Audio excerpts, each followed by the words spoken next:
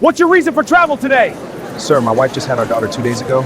I'm flying home to meet her for the first time. Where'd you get this uniform? You buy this online? I'm active duty staff sergeant, Force Recon. Guys like you fake this stuff all the time. Turn around, hands behind your back, now. I need to board that flight. Stop resisting! I'm not resisting, I'm complying. Give me your hands, now! You will regret this, I promise. Staff Sergeant Isaiah Brooks made that flight. Barely. What he didn't know was that in the 9 minutes he spent face down on that airport floor, 6 passengers recorded every second. A retired colonel spoke up, a Pentagon liaison made a phone call, and a military reporter pressed upload. Within 72 hours, Officer Mitchell Garrett's badge would be gone. Within 2 weeks, 21 law enforcement careers would be over. And the Marine they tried to humiliate? He walked into a hospital room and met his daughter for the first time. This is what really happened before, during, and after those 9 minutes. 4 hours earlier, Isaiah Brooks stood in a chapel at Quantico Marine Base in Virginia. Morning light filtered through stained glass windows. At the altar, a casket draped in an American flag. Inside was Lance Corporal David Martinez, 23 years old, Isaiah's teammate. Killed in action during a classified operation 3 weeks earlier. Isaiah wore his dress blues to honor his fallen brother. The same uniform he'll still be wearing when Officer Garrett accuses him of stolen valor 4 hours later. The bronze star on Isaiah's chest was earned in Helmand Province, Afghanistan, 2019. He pulled 3 wounded Marines from a burning vehicle while under enemy fire. The Purple Heart came from the same day. Shrapnel tore through his left shoulder. He still has the scar. The Navy Commendation Medal? That one's classified. Isaiah isn't just any Marine. He's Force Reconnaissance, 11 years of service, 3 combat deployments, the tip of the spear. The Marines who go in first, come out last, and never talk about what happens in between. But this morning, Isaiah's mind isn't on his medals or his missions. It's on 2 things. First, the folded American flag in his duffel bag. He carried it during Martinez's memorial service. It belongs to Martinez's mother. He'll mail it to her tomorrow. Second, his daughter, Amara Janelle Brooks, born 48 hours ago at Piedmont Hospital in Atlanta, 7 pounds 4 ounces. Isaiah hasn't met her yet. His wife Vanessa thinks he's deployed overseas. She thinks he won't be home for another month. She's at the hospital right now, exhausted and alone, preparing to take their newborn daughter home. She has no idea her husband is about to walk through that door.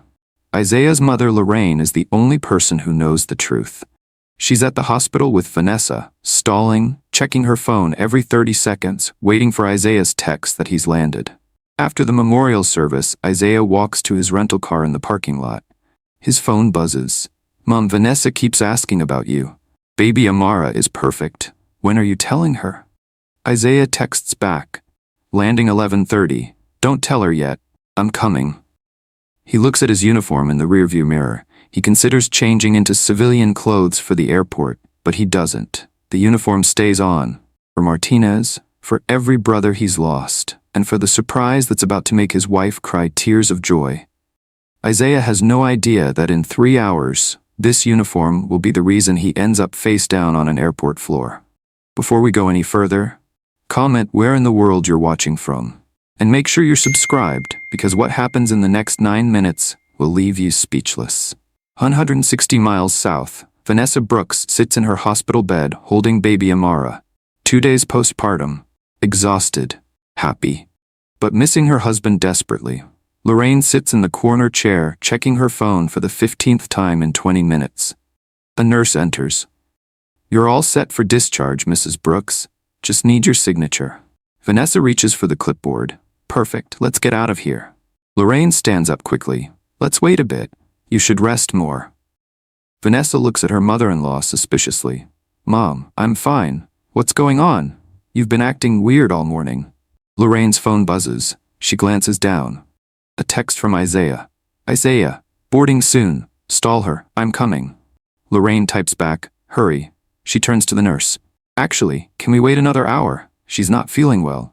"Mom, I feel fine." But Lorraine's already ushering the nurse out, buying time, holding the secret that's about to change everything. At Hartsfield-Jackson Airport, Officer Mitchell Garrett starts his shift at 7 a.m. He's irritated. Traffic was terrible. He just got chewed out by his supervisor. Sergeant Amanda Reeves had pulled him into her office. Garrett, ease up on the random security checks. We've had complaints. Just doing my job, Sarge. Do it without profiling or we'll have a problem. Garrett walks out of her office angry. What Sergeant Reeves doesn't mention, what she should mention but doesn't, is Garrett's complaint record. 14 complaints over 8 years, every single one from a person of color. Every single one dismissed by supervisors. Complaint number 1, March 2017. Black businessman accused of suspicious behavior. Detained for 35 minutes. Missed his flight. No charges filed. Complaint dismissed by Captain Troy Jenkins. Reason given? Officer used appropriate discretion. Complaint number 5, June 2019. Black college student returning from study abroad. Garrett performed an aggressive bag search in front of 40 passengers. Found nothing. Student missed connecting flight. Complaint dismissed by Sergeant Lisa Hawkins. Reason, random security protocols followed. Complaint number 9, August 2021. Latino father traveling with 3 young children. Garrett detained the entire family for fitting a description. No such description existed. Complaint dismissed by Lieutenant Mark Davidson. Reason, no policy violation found. Complaint number 14, November 2023. Black nurse returning from a medical conference. Garrett accused her of carrying illegal substances. Searched her bags, her purse, her laptop case. Found nothing. Detained her for 45 minutes while 50 passengers watched. Complaint dismissed by Captain Jenkins. Reason, officer acted within authority. 14 complaints. 14 chances to stop him. 14 times the system looked the other way. Among his colleagues, Garrett has a nickname, Random Check Mitch. Everyone knows his checks aren't random. At 7:45 a.m., Garrett walks through Terminal C, scanning the crowd. Business travelers with laptops, families with strollers, elderly couples moving slowly through security. Then he sees him. A black man in marine dress blues sitting at gate C7. Medals on his chest. Too many medals for someone that young, Garrett thinks. Probably stolen valor. He's seen it before. Garrett doesn't check any database, doesn't radio dispatch, doesn't verify anything. He walks straight toward Isaiah Brooks and makes the decision that will destroy his career. Random security check. Isaiah looks up from his phone. He's texting his mother, checking his flight status, thinking about meeting his daughter. Of course, officer, he stands. Calm, respectful, compliant. This is how Marines are trained. Stay calm. Don't escalate. Follow lawful orders. Garrett steps closer, eyes scanning Isaiah's uniform with obvious skepticism. Where'd you get this uniform?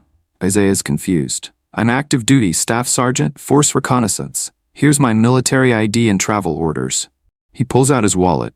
Military ID card with his photo, rank, and active duty status clearly visible. Travel orders stamped by the Department of Defense with official seals. Garrett takes the ID, glances at it for maybe 2 seconds. Anyone can buy these online. Isaiah's heart rate increases slightly. Sir, those are official DoD credentials. I'm returning from a memorial service at Quantico. My flight boards in 18 minutes. You fit a description. What description? Garrett's voice drops lower. Quiet enough that nearby passengers can't quite hear. But his body cam picks up every word. Guys like you fake this stuff all the time. Isaiah processes what he just heard. His jaw clenches. Guys like me? 3 passengers nearby are now watching. Phone's starting to come out. I need to search your bag. Garrett's tone is aggressive now. Isaiah nods slowly. Okay. He hands over his duffel bag, the one he's carried through 3 combat deployments. Garrett opens it roughly. Inside, the folded American flag from Martinez's memorial service. A framed photo of Martinez in dress uniform. Isaiah's military gear, perfectly organized the way Marines pack. Garrett lifts the flag carelessly and tosses it onto the inspection table. Isaiah's voice tightens for the first time. Please be careful with that. That flag is for my brother's family. Convenient story. Garrett's tone is dismissive, mocking. Isaiah's fists clench at his sides, but he doesn't move. Doesn't escalate. 6 passengers are watching now, all of them recording. Officer Brian Sullivan approaches. Garrett's partner. 4 years on the job. He should question this stop. He should intervene. He doesn't. Turn around, Garrett orders. Hands behind your back. Isaiah's voice is steady. On what grounds? I've shown you my military ID and official travel orders. Don't make this difficult. Sullivan grabs Isaiah's arm roughly. Isaiah pulls back, not aggressively, just reflexively, avoiding the grip. "Don't touch me.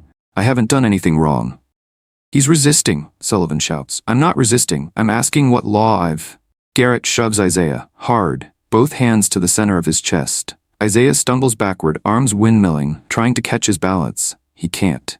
He hits the airport floor. Knees first, then chest, then his face scrapes across the tile. The impact is loud, sickening. It echoes through the terminal. Passengers gasp. Someone screams. Phones are everywhere now. Garrett drops his knee onto Isaiah's back between his shoulder blades. "Stop resisting." Isaiah's face is pressed flat against the cold tile. His voice is strained but controlled. "I'm not resisting. I'm not moving." His dress blue metals scrape against the floor. One ribbon bends. His face is bleeding from where it hit the tile. "Hands behind your back. Now." Isaiah complies immediately. He puts his hands behind his back. Metal handcuffs click around his wrists, too tight, cutting into skin. "Before I continue, let me ask you something. If you saw a service member in uniform being treated like this in an airport, would you speak up or would you keep walking? Drop your answer in the comments."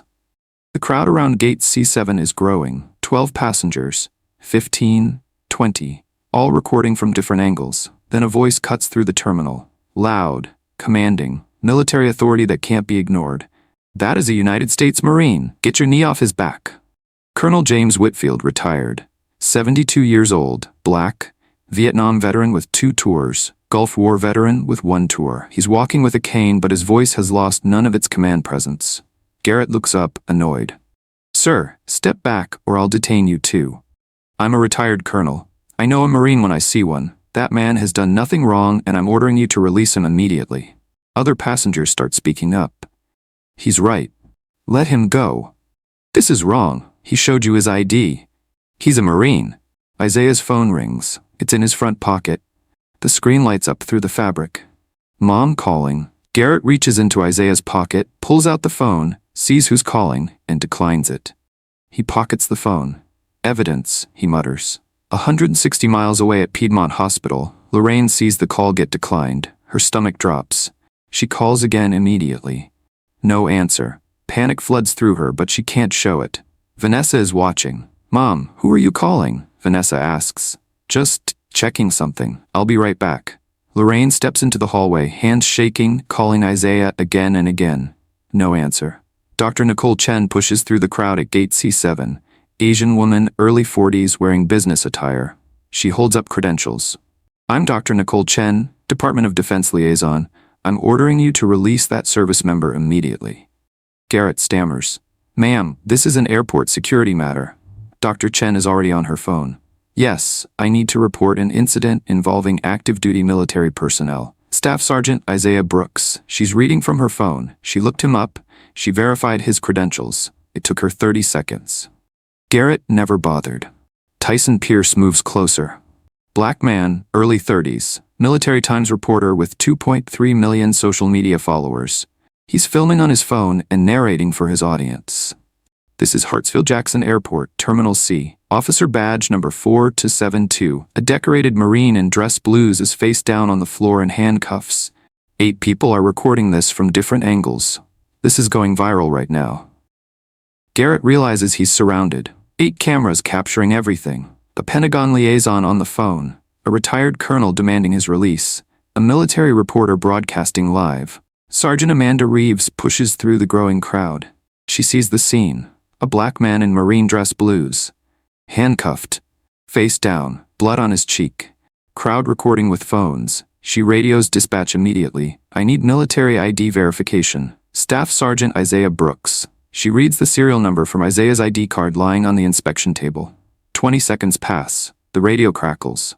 "Active duty. Clean record. Force reconnaissance. Current station Quantico. Bronze star with V device. Purple heart. Navy Commendation Medal with Combat V. No flags. No warrants. Cleared." The color drains from Reeves' face. She spins toward Garrett. "Take the cuffs off. Now." "Sarge, I was just—" "The cuffs off. Now." The handcuffs click open. Isaiah slowly pushes himself up from the floor. His knees are scraped. His uniform is dirty and wrinkled. His face is bleeding. One ribbon on his chest is bent at an awkward angle. He picks up his phone from where Garrett dropped it. 11 missed calls from Mom. He calls her immediately. Ma, I'm fine. Listen to me. I'm fine. I'm boarding my flight. Stall her. I'm coming. Lorraine's voice cracks. Isaiah, what happened? What's going on? I'll explain everything later. Right now, keep the surprise. I'm not missing this moment. I'll be there in 2 hours. He hangs up before she can ask more questions. Chief David Palmer arrives at the scene. Chief of Airport Security, former Marine, Iraq War veteran, 20 years of service. He sees Isaiah's uniform, he sees the medals, he sees the blood. He sees 8 people recording. He doesn't ask questions. He doesn't need to. He turns to Garrett. Badge, gun, now. Chief, I was just doing badge and gun, now. Chief Palmer's voice has that tone, the one that ends conversations. Garrett removes his badge, his gun, hands them over. His hands are shaking. Chief Palmer turns to Sullivan. You too. But I didn't. You stood there and watched. You assisted. You failed to intervene. Badge, gun. Sullivan complies. You're both fired. Effective immediately. Don't come back to this building. Don't come back to this airport. You're done. Chief Palmer turns to Isaiah. His voice softens. Brother, I am deeply sorry. That should never have happened. Never. I'm personally escorting you to your gate. Isaiah picks up his duffel bag, the American flag, the photo of Martinez. He folds the flag carefully and tucks it back inside, treating it with the respect Garrett never showed. Thank you, sir. They walk toward the gate together. Chief Palmer carrying himself like the Marine he once was, making sure everyone sees him escorting Isaiah with full respect. Dr. Chen approaches Isaiah before he boards. Staff Sergeant Brooks, the Pentagon has been notified. NCIS will be contacting you within 24 hours. This is now a federal matter. Isaiah nods. Yes, ma'am, thank you. Tyson Pierce is still recording. Staff Sergeant Brooks, do you have a statement? Isaiah looks directly into the camera. His face is calm, dignified. There's blood on his cheek, and his uniform is dirty, but his bearing is perfect. I just want to meet my daughter. He boards the flight. Gate C7. Final boarding call, 8:15 a.m. He made it with 3 minutes to spare. He finds his seat, 14C. Window. He sits down heavily and exhales for what feels like the first time in 30 minutes. He looks down at his dress blues. The scraped metals, the bent ribbon, the dirt, the wrinkles, the small blood stains. He thinks about Martinez, about the memorial service 4 hours ago, about the flag in his bag that he carried with honor while Garrett tossed it like garbage. He thinks about Vanessa waiting at the hospital, about Amara, 2 days old, who he hasn't met yet, about the surprise that's about to make his wife cry happy tears. He thinks about the floor, about Garrett's knee in his back, about the handcuffs cutting into his wrists, about the words that were recorded on 6 different cameras. Guys like you fake this stuff all the time. The plane takes off. Isaiah closes his eyes and thinks about his daughter. He's going home. Type accountability in the comments if you think 14 prior complaints should have mattered before it took a viral video. At 8:47 a.m., Tyson Pierce uploads the 9-minute video to YouTube. The title, Decorated Marine Slammed at Airport, 6 Camera Angles, Officer Fired on Scene. Within 10 minutes, 10,000 views. Within 30 minutes, 150,000 views. Within 1 hour, 1.2 million views. The comments flood in by the thousands. This is absolutely disgusting. That Marine showed more restraint than I ever could. Everyone needs to share this. 14 prior complaints and nothing happened until this. The way he stayed calm through all of that, respect. By 9:30 a.m., CNN has the story. Breaking news banner. Marine detained at airport, officers fired. By 10 a.m., Fox News. Decorated veteran vindicated after violent airport detention. By 10:30 a.m., MSNBC. Pattern of dismissed complaints exposed after viral video. By 11 a.m., every military media outlet is running the story. Military Times. Task and Purpose. We Are the Mighty. Stars and Stripes. Colonel Whitfield gives an interview to CNN. I've been profiled while wearing my uniform. Many black service members have. But to see it happen to a young Marine who just left his teammates' memorial service, to see him treated like a criminal for wearing the uniform he earned, that's unconscionable. And I'll tell you something else. Without those cameras, without all of us speaking up, this would have been complaint number 15 that got dismissed. That Marine would have missed his flight, and Officer Garrett would still have his badge. Dr. Chen releases a statement through the Pentagon. The Department of Defense takes any mistreatment of active duty service members with the utmost seriousness. This incident is under federal investigation, and appropriate action will be taken at every level. By the end of the day, 32 million views across all platforms. By the end of the week, 124 million total reach when counting shares, reposts, and news coverage. The hashtag Tag Justice for Isaiah trends worldwide for 3 days straight. Within 24 hours, NCIS, Naval Criminal Investigative Service, opens a federal investigation. They don't play games when one of their own is targeted. They pull all the Bodycam footage, all 6 witness videos. They interview Isaiah, they interview Garrett, they interview Sullivan, they interview every witness. The evidence is overwhelming: excessive force, racial profiling, false detention, zero probable cause. The Judge Advocate General, JAG, assigns a legal team. The Department of Justice Civil Rights Division opens its own investigation. On day 3, investigators pull Officer Mitchell Garrett's complete personnel file. What they find is damning: 14 complaints over 8 years. March 2017, black businessman, age 43. Random search, missed flight. Complaint dismissed by Captain Troy Jenkins. Reason: appropriate discretion used. September 2017, black woman, age 28. Accused of suspicious behavior. Detained 40 minutes. Complaint dismissed by Sergeant Lisa Hawkins. Reason: officer followed protocol. April 2018, black teenage boy, age 16, traveling with his parents. Separated from family, searched, missed flight. Complaint dismissed by Captain Jenkins. Reason: security procedures followed. June 2019, black college student, age 21. Returning from study abroad. Bag searched aggressively in front of crowd. Humiliated, missed connection. Complaint dismissed by Sergeant Hawkins. Reason: random security check authorized. November 2019, Latino man, age 35. Detained for fitting description. No description existed. Complaint dismissed by Lieutenant Mark Davidson. Reason: no policy violation. February 2020, black father, age 40, traveling with 3 children. Entire family detained. Children crying. Complaint dismissed by Captain Jenkins. Reason: officer exercised reasonable judgment. August 2021, black teacher, age 33. Accused of carrying contraband. Bag dumped on floor, found nothing. Complaint dismissed by Sergeant Hawkins. Reason: appropriate response to suspicion. December 2021, black delivery driver, age 26, detained while picking up package. Complaint dismissed by Lieutenant Davidson. Reason: officer acted within authority. May 2022, Latino woman, age 50. Random check, missed daughter's graduation ceremony flight. Complaint dismissed by Captain Jenkins. Reason: security priorities justified. September 2022, black man, age 58, wheelchair user, forced to stand for search. Complaint dismissed by Sergeant Hawkins. Reason: standard security procedures. January 2023, black college professor, age 45, accused of suspicious documents. Documents were academic papers. Complaint dismissed by Lieutenant Davidson. Reason: reasonable suspicion. May 2023, Latino teenager, age 17, traveling alone to visit college, detained and questioned for an hour, missed flight. Complaint dismissed by Captain Jenkins. Reason: officer followed instincts. November 2023, black nurse, age 39, accused of carrying drugs. Bags searched, purse emptied, laptop searched. Found nothing. Detained 45 minutes, 50 passengers witnessed. Complaint dismissed by Sergeant Hawkins. Reason: officer used appropriate caution.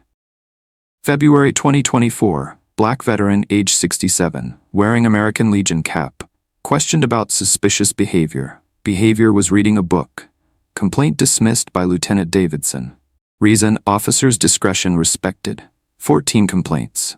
Every single victim was a person of color. Every single complaint was dismissed by supervisors. Every single supervisor wrote the same types of justifications. Appropriate discretion. Followed protocol. Acted within authority. The pattern is undeniable, systematic, protected. On day 7, the consequences begin. Officer Mitchell Garrett, terminated. Criminal charges filed. Federal civil rights violation under 18 U.S. Code Paragraph 242. Deprivation of rights under color of law. His law enforcement certification is permanently revoked by the state. He will never work in law enforcement anywhere in the country again. Officer Brian Sullivan, terminated. Charged with failure to intervene. He watched his partner commit a crime and assisted him. His certification is suspended pending criminal proceedings. But the investigation doesn't stop there. Sergeant Lisa Hawkins dismissed 8 of Garrett's 14 complaints. She wrote glowing performance reviews. She recommended him for Officer of the Quarter twice. She called him thorough and detail-oriented. Investigators pull her records.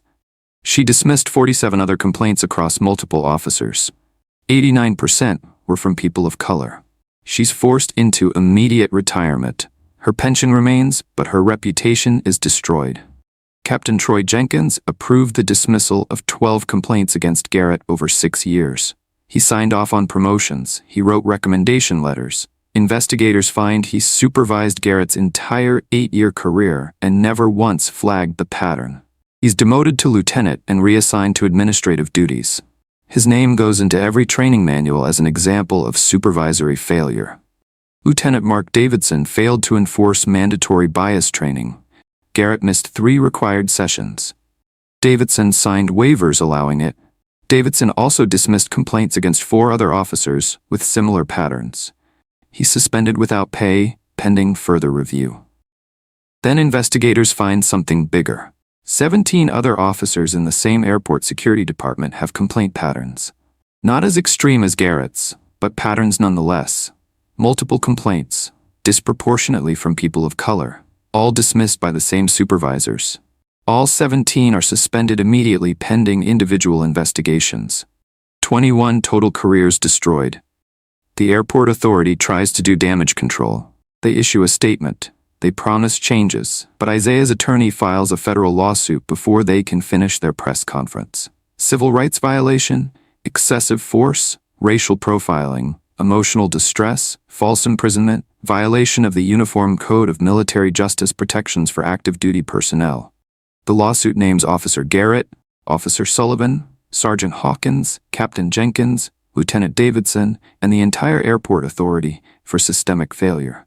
The airport authority's lawyers take one look at the evidence: 6 camera angles, body cam footage, Pentagon liaison testimony, retired colonel testimony, military reporter testimony, and a complaint record showing 14 dismissed warnings, and they offer a settlement within 2 weeks.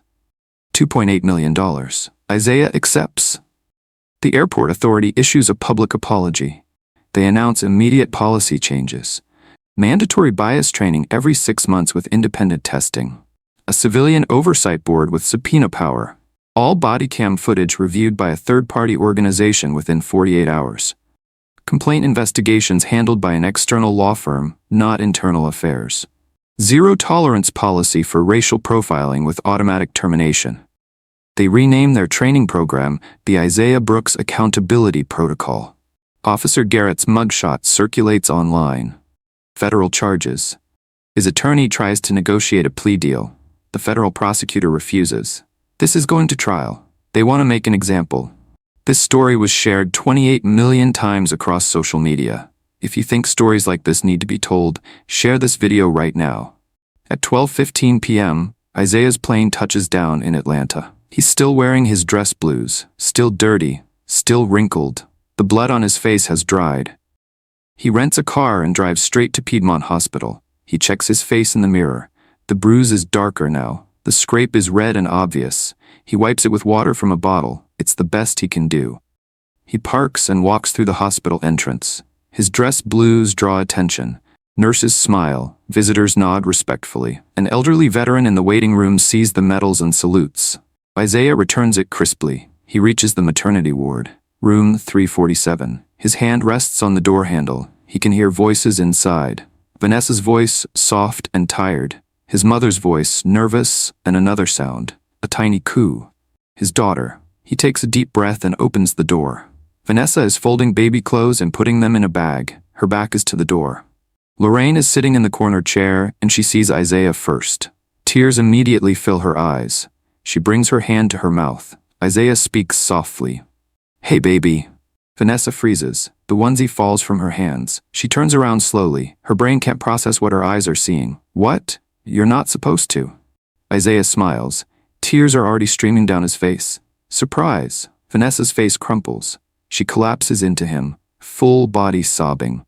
He catches her and holds her tight. "You're here. You're really here. I don't understand." I'm here, baby, I'm right here. Lorraine is filming on her phone from the corner, crying silently, capturing the moment. Vanessa pulls back and looks at Isaiah's face. Really looks. How? You said you weren't coming home for another month. I lied. Best lie I ever told.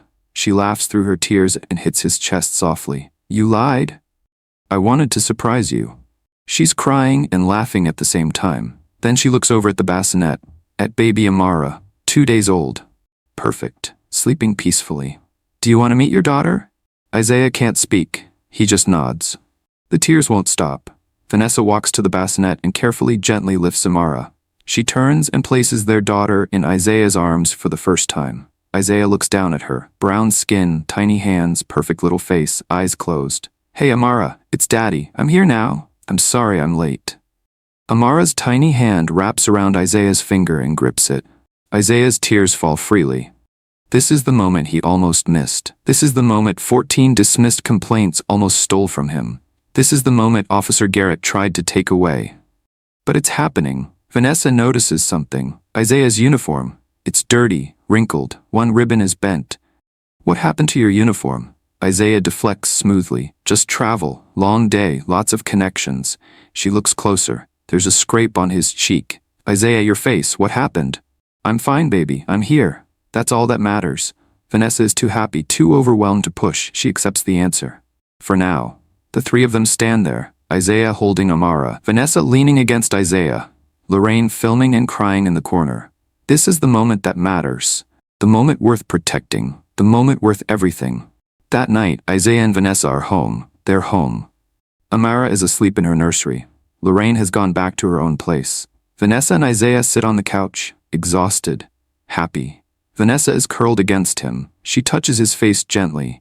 The bruise is darker now, purple and black. The scrape is obvious. Tell me the truth. What happened to you today?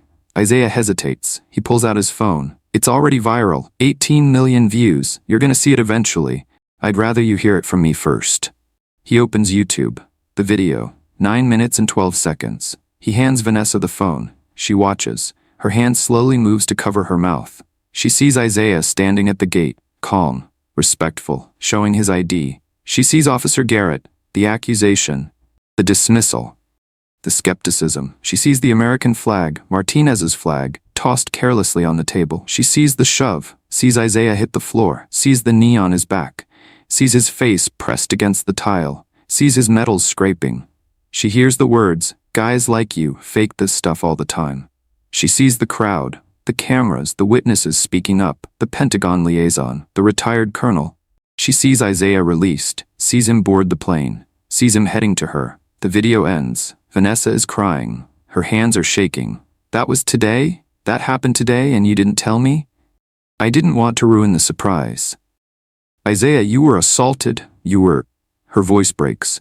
And if I'd told you at the hospital, that's all you would remember. The trauma, the anger, the fear. I wanted you to remember the joy. I wanted you to remember meeting our daughter for the first time. I wanted to protect that moment. Vanessa understands. She's angry, but she understands. You protected me from it. I protected us from it. I protected our moment. They sit in silence for a long time. Isaiah stands and walks to Amara's nursery. Vanessa follows him. They stand in the doorway watching their daughter sleep. Isaiah speaks quietly. When I was on that floor, with his knee in my back, I thought about her. I thought, is this the country my daughter will grow up in? Where her father's service doesn't matter because of his skin? Where his medals mean nothing? Where his sacrifices are questioned? Vanessa takes his hand. But then I thought about something else. 21 careers ended because 9 minutes mattered. Because people recorded. Because people spoke up. Because the system for once worked. I want her to know that. I want her to know her daddy fought for dignity. That accountability is possible. Isaiah walks back to the living room. He picks up the folded American flag from his duffel bag. Martinez's flag. He holds it carefully. The uniform I wore. The flag in my bag. The brother I buried that morning. They meant nothing to that officer, but they mean everything to me. And they'll mean everything to Amara when she's old enough to understand. If you believe stories like this matter, if you believe accountability matters, hit that subscribe button right now. We cover stories like this every single week. 6 months later, federal court. Officer Mitchell Garrett sits at the defendant's table wearing a suit instead of a uniform. Guilty. Federal civil rights violation. Excessive force under color of law. 18 months in federal prison. $500,000 personal liability in the civil settlement. Law enforcement certification permanently revoked. Officer Brian Sullivan pleads guilty to failure to intervene. 12 months probation. 500 hours community service. 5-year suspension of his certification. The 17 other officers? 12 are terminated after investigations reveal sustained patterns. 5 are reassigned with mandatory retraining and probationary status. Sergeant Lisa Hawkins retires in disgrace. Her name appears in every training manual as an example of supervisory failure. Captain Troy Jenkins is demoted and reassigned. He'll never supervise officers again. Lieutenant Mark Davidson is terminated after investigators find he falsified biased training records for multiple officers. The airport authority implements every promised reform. Third-party oversight, independent investigations, mandatory bias training, bodycam review, complaint transparency. Isaiah's story becomes a case study. It's taught in police academies, in airport security training programs, in federal law enforcement courses, in military bases discussing service member rights. The title of the training video, 9 Minutes That Changed Everything, How Ignored Complaints Led to Systemic Failure. Officer Garrett's mugshot is in every training packet. The caption, "This is what happens when complaint patterns are ignored." The video has now reached 53 million views. It's still climbing. Isaiah Brooks returned to active duty 4 months after the incident. Force reconnaissance. Still serving, still wearing the uniform, still fighting for dignity. In a statement released 6 months after the incident, Isaiah said this: "I've been shot at in 3 countries defending this flag. I've carried wounded brothers off battlefields. I've buried friends who gave everything for this nation. But being on that airport floor, being told my uniform was fake, being accused of stolen valor because of my skin, that hurt in a different way. 21 careers ended because 9 minutes mattered." Some people say that's harsh. I say it's accountability. 14 people complained before me, 14 warnings, 14 chances to stop him. The system failed them. It took a viral video, 6 cameras, a Pentagon liaison, and 32 million views for justice to happen. If you see something, say something. Record it, report it. Press charges if you have to, because for every video that goes viral, 100 incidents don't. 100 service members, 100 people who look like me, get stopped, questioned, humiliated, assaulted, and nobody knows. Your uniform matters, your service matters, your dignity matters. And it's not given, it's demanded. Officer Garrett's story is now taught as a warning. His career, his choices, his ignored complaints, his 9 minutes, 14 complaints, 14 warnings, 14 chances to stop him. The system failed 14 times. But on number 15, the system finally worked. The witnesses spoke up, the cameras recorded, the Pentagon acted. The chief fired him immediately. The investigators dug deep, the prosecutor pressed charges, the settlement was paid, the policies changed, and Isaiah Brooks met his daughter. Despite everything, that moment happened, that pure, perfect moment. The moment Officer Garrett tried to steal. It happened anyway. If you believe these stories need to be told, if you believe accountability matters, subscribe to this channel. We tell stories of justice and truth every single week. Thanks for watching.